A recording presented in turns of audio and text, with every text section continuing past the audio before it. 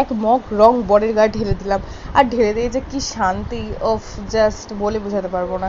তো বর তো পরেছিল সাদা জামা, আর এখন তো জানো তোমরা সবাই সাদা জামাটা হচ্ছে ট্রেন্ডিং, আর ট্রেন্ডিং জামা মানেই রং মাখাতেই হবে। আর আমি ওকে বলেইছিলাম যে তোমাকে আমি রং মাখাবো, তো বলেছিল ঠিক আছে মাখাও, কোনো ব্যাপার না।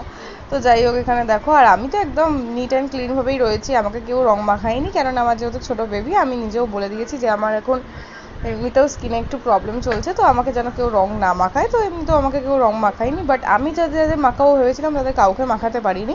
তারা যদি এই ভিডিওটা দেখে থাকো তো তাদেরকে বলছি সাবধান হয়ে যাও, নেক্সট টাইম কিন্তু আমি রং মাখাবোই মাখাবো, যেখানেই লুকিয়ে যাও দরজা ভেঙে ঢুকবো। তো এখানে দেখো, তারপরে আমার ছেলেকে রেডি করেছিলাম, আর ছেলের এই লুকটা কেমন লাগছে সবাই কিন্তু বলো। আর এখানে দেখো আমি কটা ভিডিও শ্যুট করার জন্য আর কি রং নিয়ে, মানে আবির নিয়ে আর কি ভিডিওগুলো শ্যুট করছিলাম, তো আমাকে কেমন লাগছিল বলো।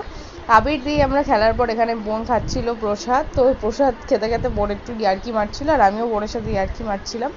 তো যাই হোক, এখানে এইভাবেই তো আমাদের রঙের দিনটা ঘরেই কেটে গেছে, আমরা বাইরে কোথাও যাইনি বা বাইরে কোথাও গিয়ে রং খেলিও নি।